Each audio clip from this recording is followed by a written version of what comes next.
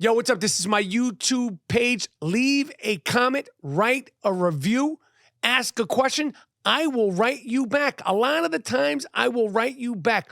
Welcome to my YouTube page. And of course, when it comes to Christmas, what are you going to be watching besides sports? I was thinking about the great Christmas films.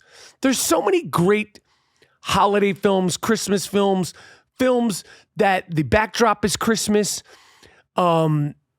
that aren't necessarily Christmas films. That's not like, Santa Claus or Scrooge or The Grinch or any of those things. Even It's a Wonderful Life. It's a Wonderful Life, is considered one of the great holiday films of all time, Christmas films of all times. But now,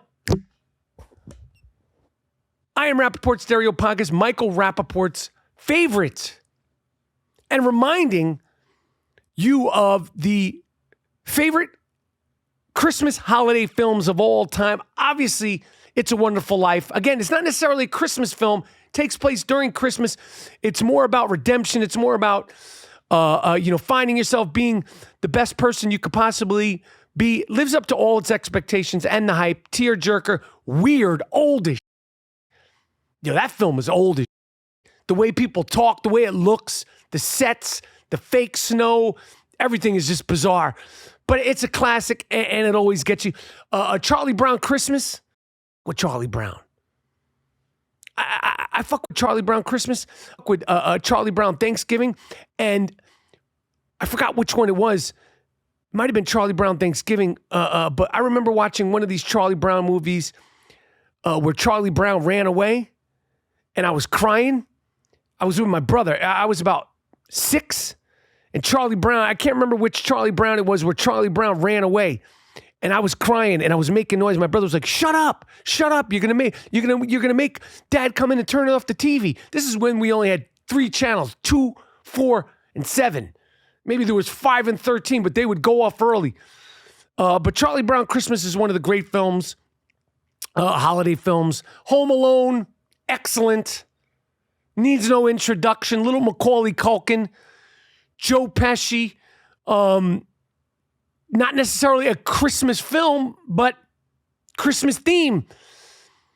Man, they don't make movies like Home Alone anymore. Home Alone is a dope, they're never going to make movies like that again. The movie business is up. Home Alone is a stroke of true blue genius. Home Alone 2. Then, of course, Elf. In my opinion, Elf is the number one Christmas movie made by a Jew. I believe Jon Favreau's Jewish. I think he's Jewish. I'm not sure if Jon Favreau's Jewish. Maybe he is Jewish. Maybe he's not Jewish. But, there was also a lot of Christmas songs written by Jews. I was reading an article. White Christmas, Rudolph the Red-Nosed Reindeer, written by a Jew. Let It Snow, written by a Jew. Walking in a Winter Wonderland. The Jews contributed a lot to some holiday hits. I'm just saying. Another Christmas film, holiday film, Die Hard. People argue whether that's a Christmas film. I'm not saying it's a Christmas film. I say it's a holiday film. I say if you watch Die Hard, you can watch it any time of the year. But Die Hard, holiday film, backdrop is Christmas. One of my favorite films and one of my favorite holiday films because of the theme. Love, finding yourself, family, loving your family. Silver Linings Playbook. Bradley Cooper, Jennifer Lawrence, Bobby De Niro. Great film, holiday film. I love Silver Linings Playbook. Rocky IV on Christmas Day. If we could come together, they could come together. The whole world could come together. Remember when he beat Drago's ass? Trading Places also took place during the holidays, Christmas. Love Actually. Again, you can watch this film any time of the year. Backdrop is Christmas. But the best, it's hard to say the best. Of course, Christmas Story, awesome. Peter Billingsley, the blonde head. I used to play football with him, Peter Billingsley. I believe he produced Elf. He's still in show business. I got to hook up with him. Peter Billingsley. The blonde from Christmas Story. But in my opinion, I would have to say, if it's pure Christmas, Elf has got to be the number one. Of course, there's Scrooge. There's a Nightmare Before Christmas. But I think Elf is number one, and I go with Home Alone as number two. That is I Am Rapaport's, Michael Rapaport's Christmas/holiday best of movies. And since we're doing movies, and since we have already given out the coveted Sick of the Year awards, a sick documentary on Netflix. If you want to watch something over the holidays that ain't going to make you feel good, if you're feeling lonely, you're feeling down, and you're feeling like, not positive, there's a documentary on Netflix called Don't Answer the Phone. I was going to say Do Not Answer the Phone. It's called Don't Answer the Phone. This has been suggested by OG Paul Wall and a few other I Am Rapaport Stereo podcast listeners. I've gotten about 10 DMs about this. Don't Answer the Phone. I believe it's 3 parts. 3 parts on Netflix. Is a sick documentary that will give you the creeps, that'll make you feel disgusting. But also, this documentary, the thing about it that's fascinating is that it makes you realize that under the right circumstances, people will do anything another person tells them to do. This is the thing that you could really take away from this documentary. The documentary is about a sick who would call up, what are they called? Chain restaurants, McDonald's, Taco Bell's, Burger King, Wendy's. You're like, where's this going? He'd call up and ask to speak to the manager. And he would say he was a cop. The sick would say he's a cop.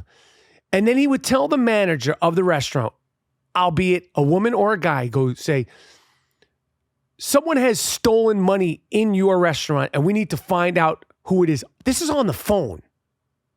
This is just on the phone. I'm a cop. I'm calling about somebody. They're literally talking about one time, one case in particular.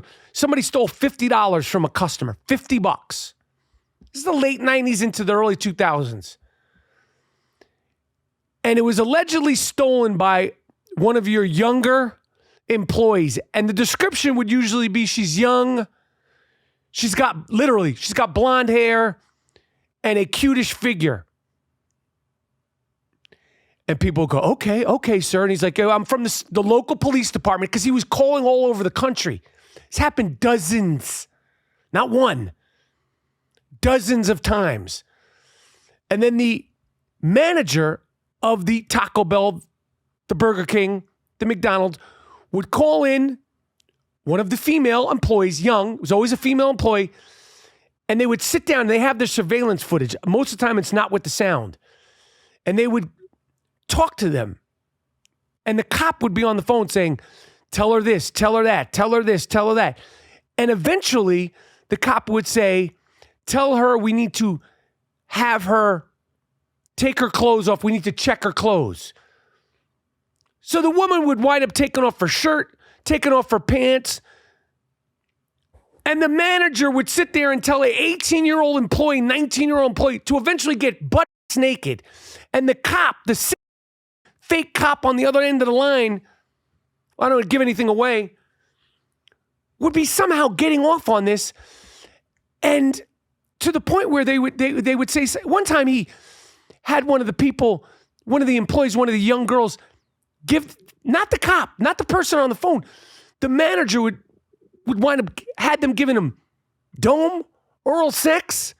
Another time he had him doing jumping jacks to make them break a sweat, because if they stole money and put it up their ass, they would sweat green. Literally, he'd be like, check to see if her sweat is green. And like I said, it goes on and on and on and on and on and on and on. It's going on and on and on. This is pre-cell phone, and it's so skeevy to watch the descriptions, because some of the people that it happened to, they're talking about it. They got the cop who eventually cracked the case. They have the victims talking over and over and over again. And the thing that's It's so disgusting and it's so uncomfortable. But the thing that's crazy about it is that people, like I said, under the right circumstances, will do anything. If you catch them and you tell them the right things in the right way, you can do a lot of sick things to people. Because people, a lot of times, like one of the girls that it happened to, she goes, I was just trying to do the right thing. I was trying not to get in trouble. Anyway, if you want a not happy holiday, sick fucking documentary to watch, Don't Answer the Phone on Netflix is that film. Anyway, done. Came, saw, disrupted. Came, saw, disrupted. I am wishing everybody the happiest, the healthiest, and the safest holiday season. All right? We'll be continuing to podcast throughout the holidays. The name is Michael Rapaport, a.k.a. the Gringo Mandingo, a.k.a. the Disruptive Warrior. Take me out of here, Miles Jordan, with something real nice. Take me out of here with something real proper. But most importantly, take me out of here with something real funky. I am Rapaport Stereo Podcast. Have a great, fantastic holiday. I am Rapaport Stereo Podcast. I'm out. What's up? Thank you for watching. Leave a question. Leave a comment. Leave a criticism. I watch. I read them all. Have a fantastic, fully disruptive holiday season. Stay safe, stay sane, and Happy New Year.